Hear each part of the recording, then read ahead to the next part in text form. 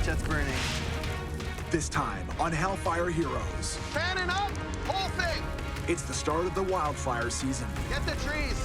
when even the smallest fire can burn out of control. A man is seriously injured in a devastating crash. All the difference of being alive or dead would have been a seatbelt. A boat capsizes, launching a massive search and rescue operation for the missing occupants. Where are these people? In the untamed wilderness of Alberta, where seasonal wildfires can destroy a town in a single day.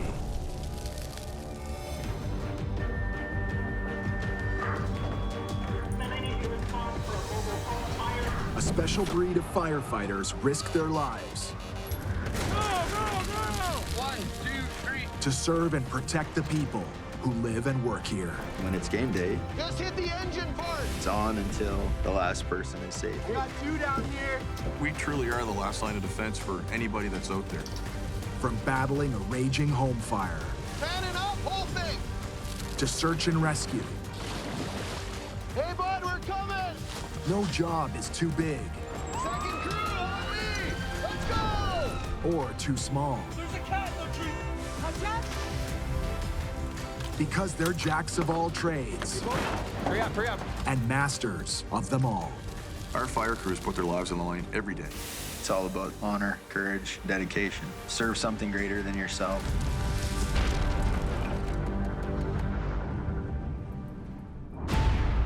It's early spring in Slave Lake, and the wildfire season has just begun. This region is one of the top producers of wildfires. We're covering 10,490 square kilometers, lots of spruce trees, lots of boreal forest. So we always have one of the highest counts in the province. We're all just talking about how dry it is. Let's know. Chief Jamie Coots conducts a simple test to determine the wildfire threat level. The perfect conditions to start a wildfire would be hot, dry, and probably in the spring before everything starts to green up. I guess we can go ahead and say it's dry. So the fine fuels is really dry and it spreads really quickly. It's dry. Yeah, it makes me a little nervous. The grass is lighting with less than a second of flame contact, so with this sun, it's drying out the fine fuels, and in no time we'll be back at her, I guess. Born and raised in Slave Lake, Jamie has lived with wildfires all his life, including one of the most catastrophic fires the country has ever seen.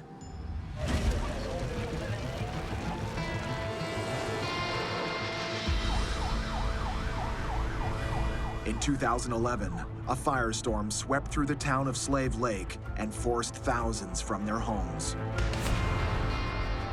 Every single solitary house and all of these condos on this street are burnt to the ground. It was the worst that I'd ever seen. Everything's blowing in on us. The crews are all splattered all over the place. Communication is breaking down. The public's coming to us for answers that we don't have. Firefighters battled the blaze through the weekend. Trying to fight a fire that you're just absolutely losing. Hold on a minute. It's a hard story to tell.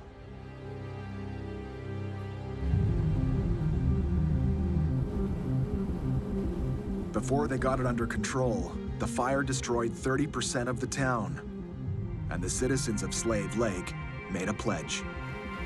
We all said, we're not gonna run into that again. And you can't fight wildland fires from behind. You have to fight them head on, and you have to be ahead and get ahead and stay ahead.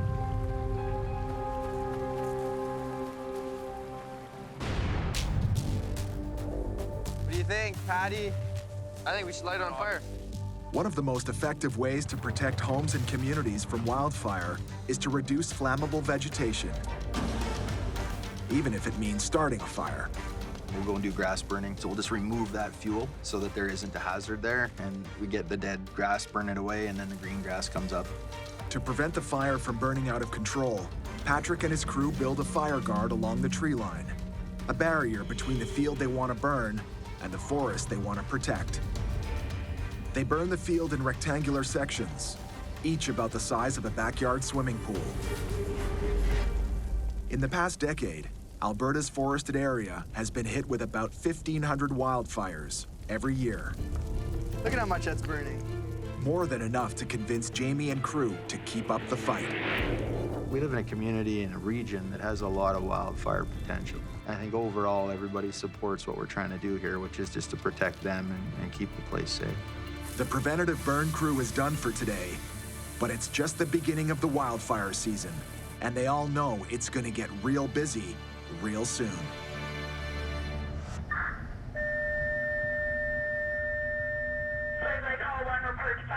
In Creek for a bus fire. There is fire threatening a house trailer and some other equipment laying around the bus. You're gonna have a full crew here in a couple of minutes. Chief is headed to a 911 call for a burning bus, and he's all business. Bus fire is a big thing for us. You know, is there kids still on the bus? And is the driver off the bus? And is it a diesel-powered bus or a gas-powered bus or a propane-powered bus? And so there's all of these questions and no answers. We don't see any smoke yet. Still don't see it. Oh, right there. But dispatch was given the wrong information. It's not a vehicle fire. Switch. It's not a bus, it's brush. Okay, update for everybody. It's a wood pile, not a bus, but it's definitely raging close to a camper and trailer and some trees. Fire trucks coming? Oh, we got more fire trucks coming than you ever seen. Bring everyone in. We'll need all the water to get this knocked down. It's a fairly big pile. It might look like just a big bonfire, but this is the wildfire season, when it only takes one spark to ignite an entire forest. The brush fire turns into small forest fire, which turns into big forest fire, and then structures are lost and people's lives are impacted. We got a lot of water coming here right now. A convoy of 4 trucks and 1 command vehicle from 2 regional hulls carrying over 19,000 liters of water arrive on scene. Proof that Jamie won't let this fire get the upper hand. This fire's burning up into the trees, and it's a pretty big roaring fire. I want to knock that thing down. Ryan, I'd like to run the water cannon on 161. Running hose lines takes time, Cannon up, whole thing. but the water cannon, aka the deck gun, deploys in seconds.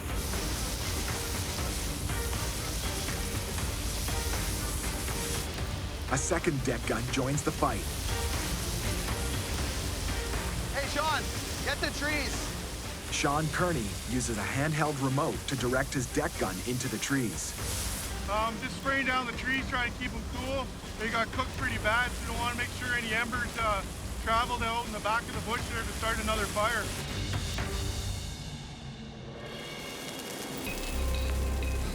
Research has revealed that wind-blown embers are a major factor in the spread of wildfires, and that flying embers from a forest fire cause the majority of structure fires.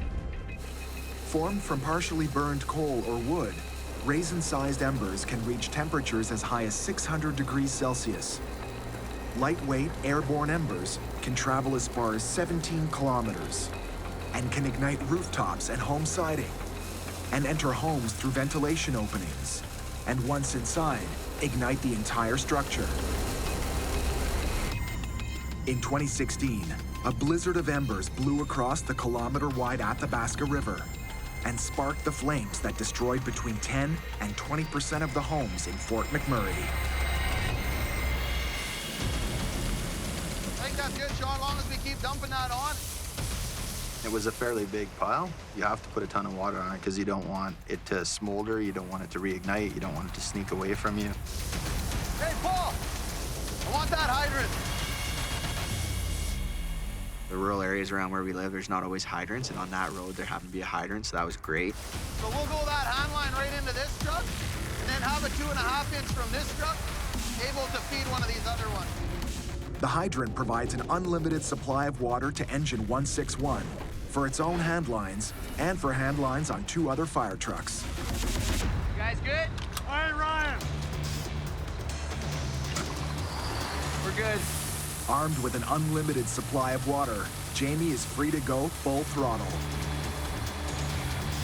That's why we have this much water. We can put it all on there, gain control. We'll dump 5,900 gallons on here in less than 5 minutes. We'll have control.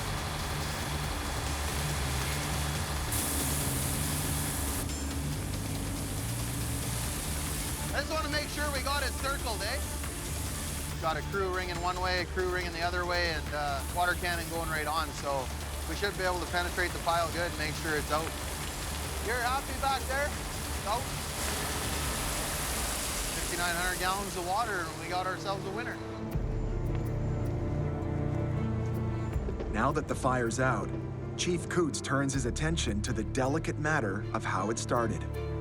The little guy, he lit it on fire. Wasn't intentionally. I accidentally lighted a branch. My name's Jamie. I'm the fire chief. So I just wanted to come over and say hi to you. Little guy playing with fire is always a tough thing to deal with. I want everyone to know that fire is a tool. So if we start looking at it as an education about how we use that tool and how we don't use that tool, we might have some more success. You know, like this could have all been spruce trees, and then what? If the leaves are all burnt, that tree's all burnt. People gotta be careful. People gotta be careful. Fire extinguished. Roger, the fire is extinguished. 287 kilometers southwest of Slave Lake, near Edson. Yellowhead County is also on high alert for the wildfire season. A tractor trailer hauling hay bales is on fire on Highway 16 eastbound, and it is spreading into the grass. Over. A hay bale fire has captured Yellowhead County Fire Chief Albert Berry's full attention. Wildland fire season for us is officially here. Conditions are right, so hopefully this is just something that we can get at quick and knock down.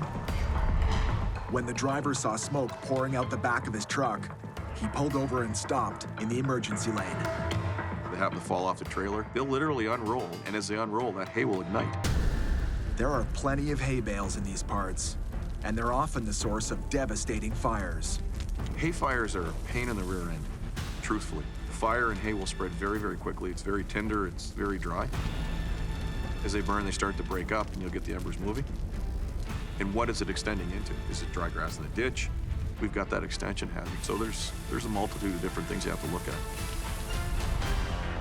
Albert is still en route, and Fire Engine 8 is already on the scene, but with only 2 volunteer firefighters, Daryl DeLue and 12-year veteran Penny Lowe. There was 2 people that day. When you're the person that's around, you go and you do it. You rely on your training, you use it, and you don't go off and do crazy things because that's when people get hurt. We knocked it down initially with the deck gun, and then we pulled out a hand line. Daryl's manning the pump, so Penny will have to run the hose line by herself. With less than full pressure, until backup arrives. I'm not a spring chicken anymore. I don't need to have enough pressure to knock me on my backside. I just need enough water coming out the front of that hose that I can be effective and still work the hose by myself. It's good to know that you have fellow firefighters coming back you up on the line. Firefighter Brett Morrison arrives on scene with a full 5,700-liter tank of water. Hay bales are very flammable. The drier they are, the easier they'll light up. And if they light and wind picks up and blows them away, it could just escalate from there. My job here is to feed the engine with water. Brett sets up a water line to drain the water from his tanker into Engine 8.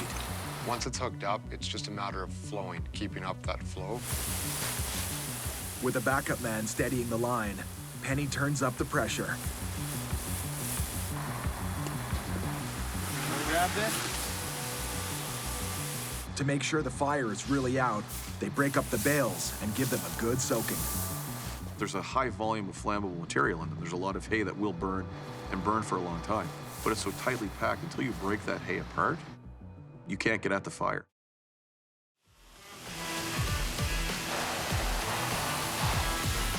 As a final step, they cover the hay with a layer of foam. Foam just helps extinction, takes the oxygen away. So hopefully it'll keep any fires from reigniting. So far there's no smoke, so I think we're good here. Fire Chief Albert Berry is most impressed with the high turnout of volunteers. People came for the job site. If you look around at the people that are here, Daryl was farming, Curtis was working, Penny was working. Everybody that was here, with the exception of our casual crew that came out of Station 12 and Station 10, everybody else paid on call. We came from home. So again, dedicated volunteers coming out to assist anytime they need to. I dropped what I had to do, and this is where I need to be right now. She is one of those people that will drop whatever she's doing in the blink of an eye, in an instant, to come out and help. Can they just push it? Yeah, we're just gonna push it off. Well, they're gonna push it off, I'm not. She just goes, goes, goes, and goes to the point where I walk out and go, hey, you're as old as I am, come here. And come over and sit down here for a minute. Slow down a little bit, let those young people do this. For her community, she will bend over backwards. We can't ask for any more than that. Well, the trailer's still all intact. Burned a little bit of hay. As long as nobody gets hurt, nothing really matters. Thanks, guys. With the fire out and the trailer saved, it's time to head back to the hall. Back in Slave Lake, Jamie's crew is on high alert. Along with Alberta Forestry, they're tracking the threat of wildfires and keeping an eye on the weather. Basically forecasting lightning and still the wind's gusting 50. Today there's lots of wind. Winds at 30, gusting to 50, which is pretty substantial for this area. Got the chance of lightning coming in through the south too, so they're keeping an eye on that. In Alberta, lightning strikes ignite over a third of all wildfires.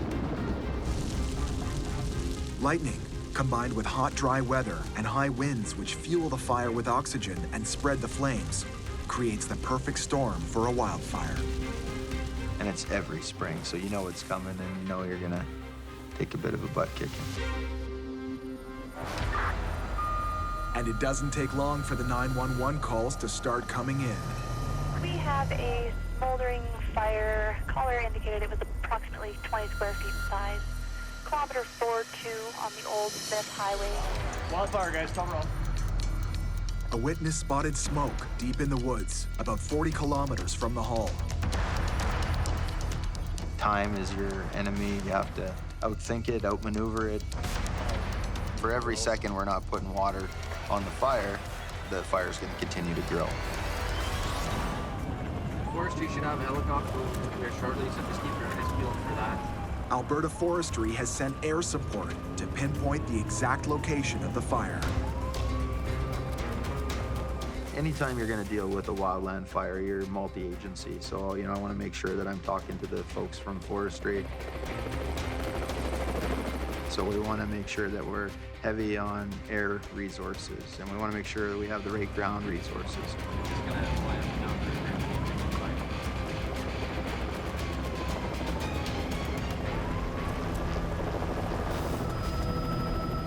Helicopters are the best aircraft for wildfire reconnaissance because they can move around slowly or hover over a spot. And helicopters carrying water tanks or buckets can attack wildfires in remote and rugged terrains, inaccessible to ground crews. For large wildfires, air tankers drop retardants directly onto the fire to reduce or redirect the flames and cool the hot spots. Air tankers and helicopters alone don't put out fires. They're part of an overall attack strategy to control the fire and protect the ground crews as they fight the blaze. Found it. The helicopter pilot has found the fire and moves in for the kill. We get out on a big forest fire and there's all kinds of planes and helicopters, and we call that aluminum overcast. If you get out on a fire and it's aluminum overcast, it means that we got a lot of help and a lot of equipment helping us out. Depending on their size, helicopters can carry buckets with a capacity of almost 9,500 liters of water, enough to get this fire under control. Forestry will take it from here and make sure the fire doesn't reignite.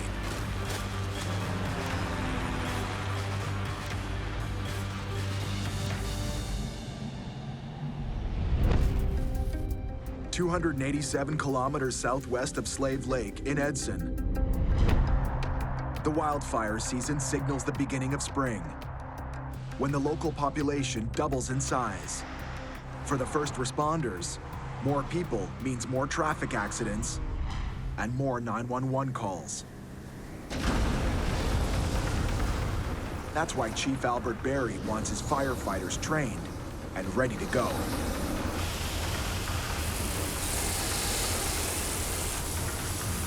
plan of attack is preparedness. Make sure everybody's prepared, make sure our equipment's prepared, make sure our dispatch center's prepared, so when those multiple calls come in, they can get them out to us as quick as possible. Get in behind her and get your hand here to help her. Help her control the hose. For this training session on how to attack a car fire, Chief relies on one of his most trusted veteran firefighters. Try to get a little bit narrower fog, then you can get lower down and push a little bit more. Lieutenant Gabby Sundstrom is only 28 years old, but she's already been in the fire department for more than 7 years. So your whole job here is to try to capture the flame. Gabby knows you can never train too much for a job that can kill you or kill a fellow firefighter working next to you. We need to make sure that we're up on those skills, that we can have the confidence in the people that we work with to get the job done. They good, Gabby? Yeah, we're good.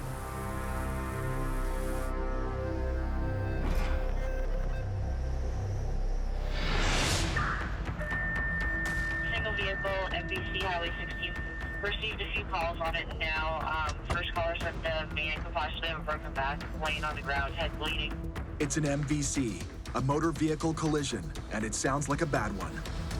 We're going to a single vehicle MVC with injuries, and that's all that we know right now. After dispatch announces a call, Yellowhead County firefighters are required to suit up and get on the road in 90 seconds. If we have people involved, time is very, very crucial for us. The more time that we can cut down, the more effective we can be once we get to the call. Even seconds can save lives.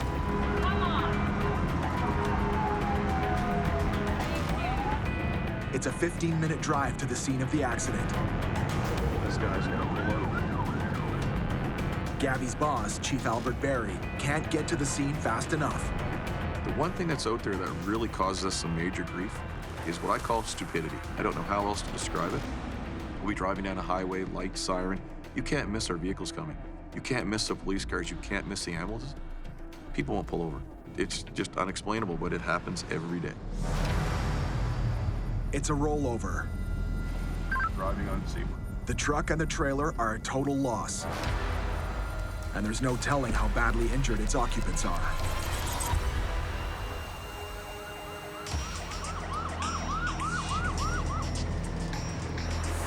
Looks like they're out of the vehicle though, guys, so.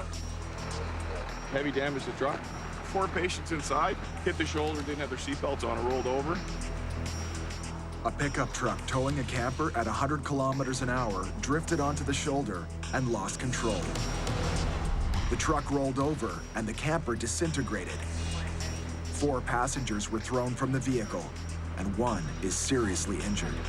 Smacked his head on the roof, he held on the bottom of the seat, and the seatbelt down rolled over. So probably have to board him. BMS should be right behind him. This patient has sustained a head injury and needs to be transported to a hospital. As with all head and neck injuries, this man will have to be secured onto a backboard before he's moved. While EMS secures the patient, Gabby conducts an assessment interview with a second patient with visible injuries. How's your pain doing right now? Kind of the same? Yeah. In talking to him, I'll ask, like, what's your name? What's your age? Can you tell me what happened? That kind of helps me assess what we say their level of consciousness. And this patient's assessment indicates that his injuries are minor. Any dizziness or anything? You see the damage to some vehicles, and you don't understand how people get away with what they get, scrapes, bumps, and bruises. Seatbelts really do save lives. I've been to a couple calls where all the difference of being alive or dead would have been a seatbelt. Secured on a backboard, EMS and firefighters carry this patient to the ambulance. Go slow. Rush. And for the firefighters, this job is done. Dispatch on fire control, over. And just in time for the next call. Go ahead. Without missing a beat, Albert switches gears. Looks like he's shot, fully installed, walls are all down, roof is still standing. It's called in a structure fire, a small oak building, residential style. From one end to the other, crossing Yellowhead County is a 2.5-hour drive. This structure fire is only 60 kilometers away, but Albert knows it doesn't take long for a fire to do a lot of damage. The size of Yellowhead County makes things difficult. It's stressful in the sense that You want to be there, but it takes a long time to get there. The longer the drive, the bigger the fire. Chief Barry reaches the location of a structure fire. Dispatch Delta 1. Roger that. His deputy chief, Corey Chegwin, is already on scene. Just a residential shop? Yeah, you got a woodworking shop and like a summer kitchen in there. The frame of it's all up, but the walls are burned out. They arrived too late to save the shop, but they did contain the fire and prevented it from spreading to the brush or trees. The roof caught fire and it rapidly advanced. They put a quick smack of water on it and fire went out pretty quick and we went into mop-up right away. This fire started in a chimney when carbon deposits left by smoke from a wood stove accumulated and ignited. In North America, chimney fires account for over 25,000 fires a year, and most of those fires can be prevented with regular chimney cleaning and maintenance. Smoke from burning wood or coal leaves a carbon residue on the chimney walls. Left to accumulate, the flammable residue grows and gradually transforms into a dangerous fire hazard. It may be something that's occurred over the years. It was just a ticking time bomb that all of a sudden, bam, the conditions were right, ignition, and the building caught on fire.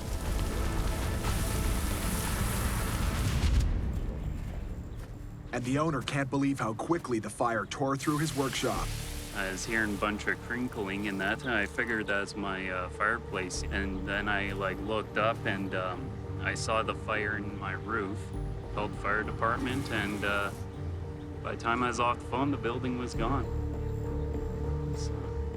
The owner lost his workshop, but luckily, he's still got a place to sleep tonight. I was still around, so I kept it away from coming anywhere closer to the house, but I was worried about the trees here. There is a lot of them. This fire could have been a lot worse. It had the potential to be very, very bad in the sense that where it was built, it was kind of nestled in a stand of trees. If we'd have had a little bit more dry condition, we'd have had a major woods fire going on that day. And just luckily enough for us, the speed at which the crews got there and the way they attacked it shut down that from advancing anywhere. So we can start packing our gear up and... Yeah. Okay. Yeah. Perfect. We'll be on our way.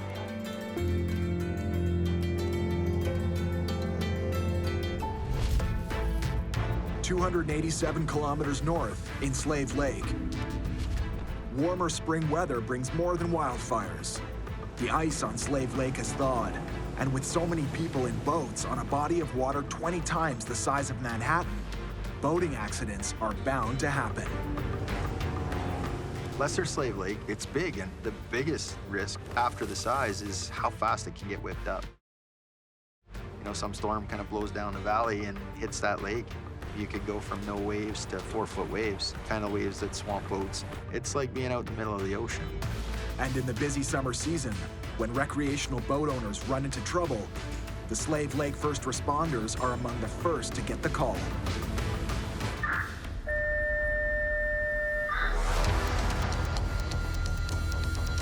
A boater just called in to report a capsized boat in the middle of the lake. There's a boat upside down on the north side of the lake. It's all pouring out. Chief's son, Ryan Coots, heads the water rescue team, and his team understands the need for speed. Boat tipped over. Time's always the enemy for us. You know, if your brain starts to die 4 minutes after you go under the water, that means that we got less than 4 minutes. We don't have time to mess around.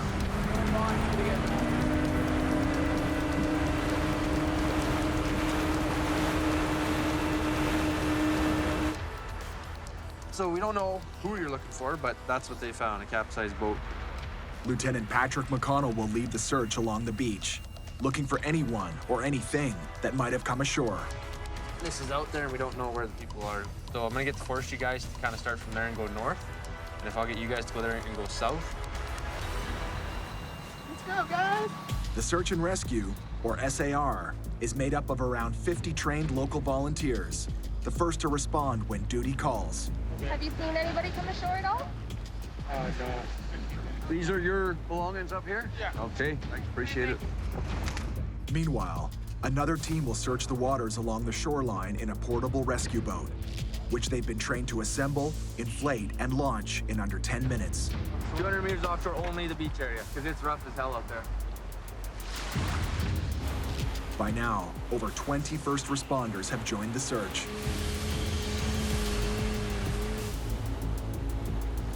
Just looking for anybody that might be in the water from that boat, right? So right now we have our boat out there. A couple of our firefighters' boats are out there as well. RCMP boat's out. Parks have just launched in theirs. Another firefighter boat just launching. Hopefully, if there's anybody in there, they're wearing life jackets and they'll float right to shore. Start launching for people. Everyone thinks that you can see everybody for a kilometer or two, and you can't. You know, all it takes is this much of a wave and your head disappears. Pull up around it and then just to that side. We're just pulling up to the boat right now. I've already found. There's a tipped over boat in the lake and nobody's around. Like, are those people drowned? Did they make it back to shore? Where are these people?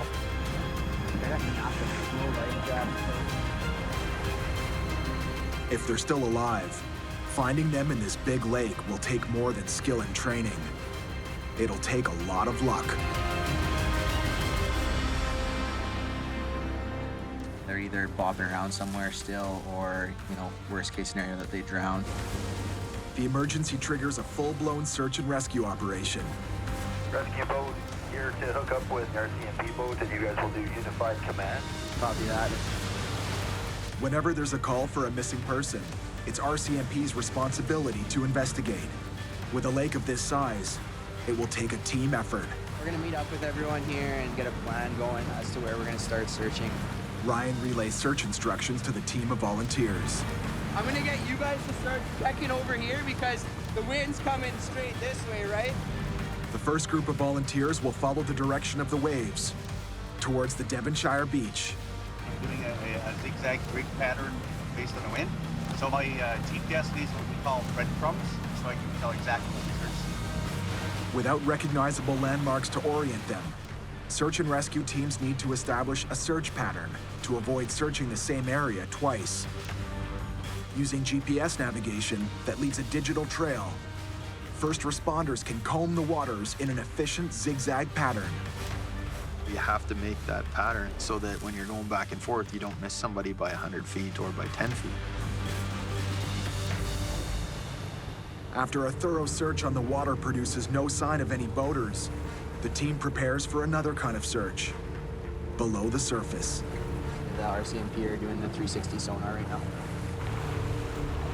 Fearing the worst, the RCMP begins to sweep the bottom of the lake for victims.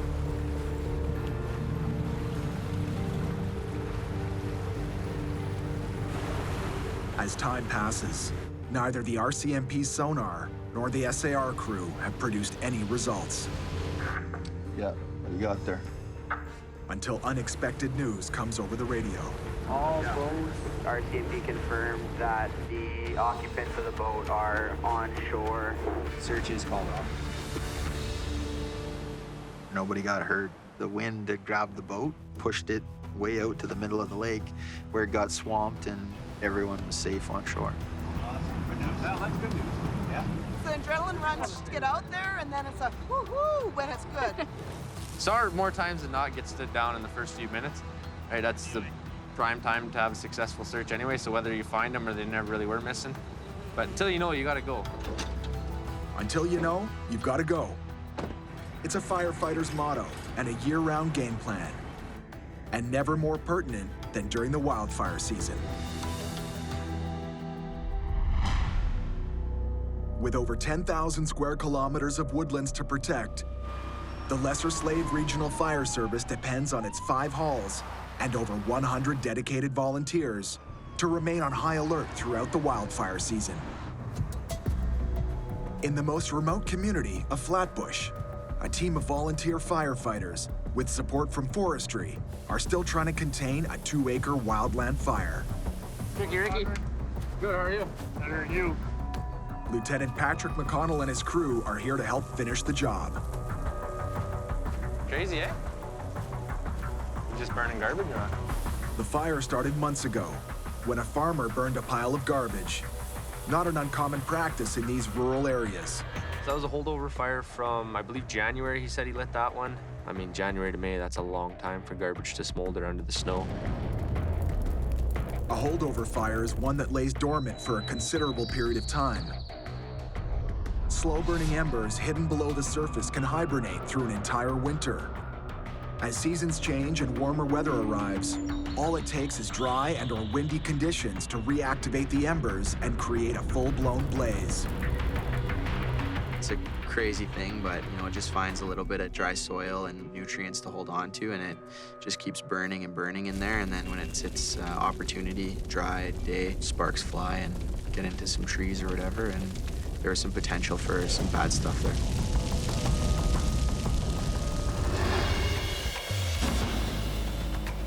They need to make sure that this holdover fire doesn't reignite. There's a few spots in here.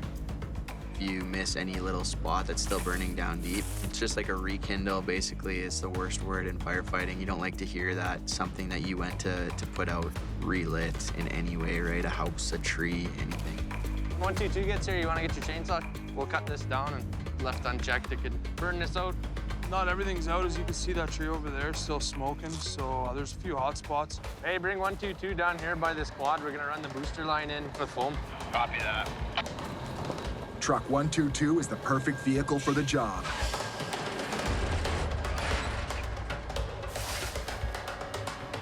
We have the high-pressure reel on the side of 122, so it's nice to dig down deep into the ground and put lots of water down deep.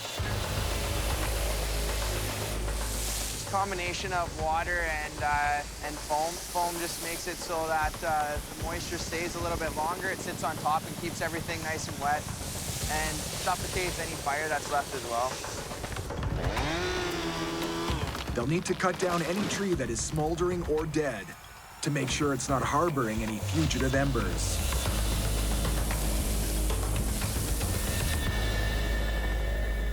The smoke right here. Okay, we're loaded up. You guys are heading out? Yep. Different conditions. Forestry doesn't have a helicopter or two on today. This wouldn't have got caught as fast as it did, that's for sure. Grand Prairie Dispatch 451's leaving scene. Home time. Head home, fuel up, water up. Get ready for the next one. Good to go? Good to go. We got her. We got her. Adapt and overcome, baby.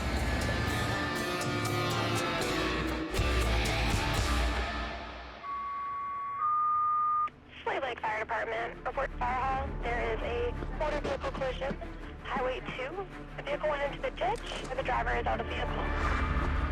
A call has just come in for a semi-truck rollover, the kind of accident that usually means serious injuries. Don't know the condition of the driver, unknown injuries. Most 911 calls involve some kind of medical issue. So Adam, you'll be right to the driver there, eh? Yes, sir. Like all firefighters, Adam surely has basic first aid training. So if I get there and that person needs medical attention, that takes all of my attention. But if I take someone with me, that person can get tied in with the patient and I can still run the scene. And this scene doesn't look good. Whoa. The semi rolled over and splintered apart along the side of the highway. The driver's condition could be serious. So it looks like there's the driver, Adam, eh? Right there. So get after it.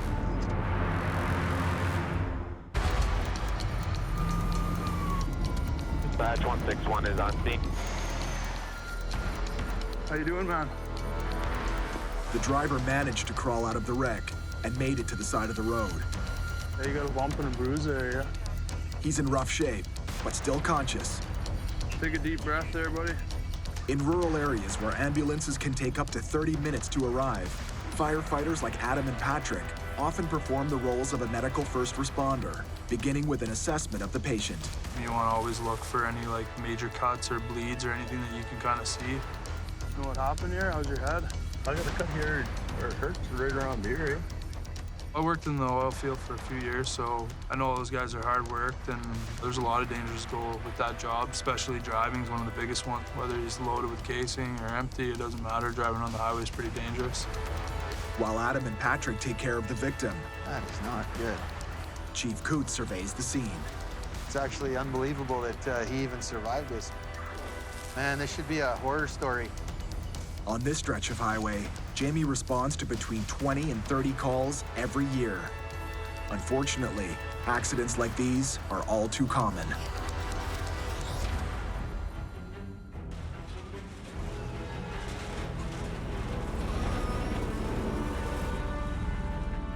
Semi-rollovers often happen when truckers oversteer or fail to adjust their speed on a curve in the road or drift onto a soft shoulder.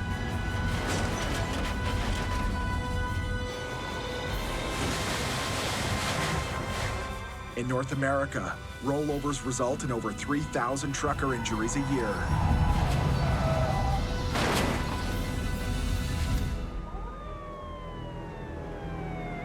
Ambulance is coming! With the ambulance on scene, they can focus on getting this patient safely to the hospital. Firefighters and paramedics will need to work as a team. Okay, we'll get him on the board. So I think the best way to turn him would probably be this way, okay? Yeah.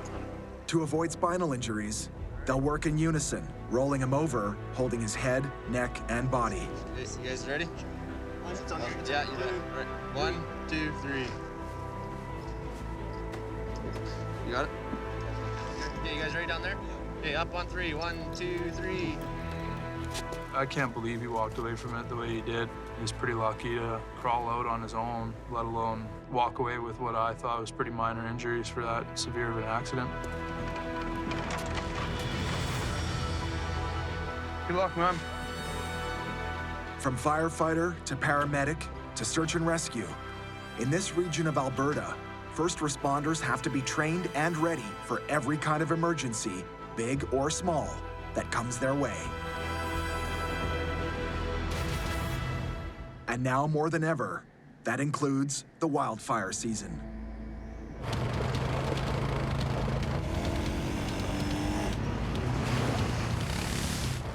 Today, Patrick and rookie Logan Skull are off-roading.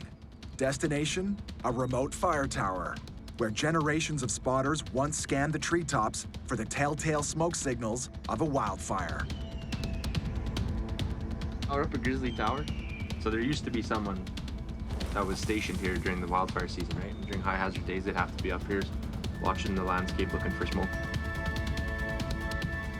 Fire towers have long been a first line of defense in spotting wildfires, and new technologies are helping in the fight. Today, Earth-observing satellites keep a lookout for flames and smoke. Sensitive lightning detection systems track and triangulate the location of lightning up to a 400-kilometer radius. Air patrols can survey 10 times the area visible from a conventional fire tower. And as Alberta communities continue to expand into regions of the boreal forest, where fire plays a natural part of the forest life cycle, Chief Jamie Coots and his firefighters remain on the alert for the next season of wildfires. Fire's becoming it's a bigger piece of the urban interface. As we push our houses out into the forest everywhere in North America, fire's fighting back, the forest is fighting back, so we have to be ready for that.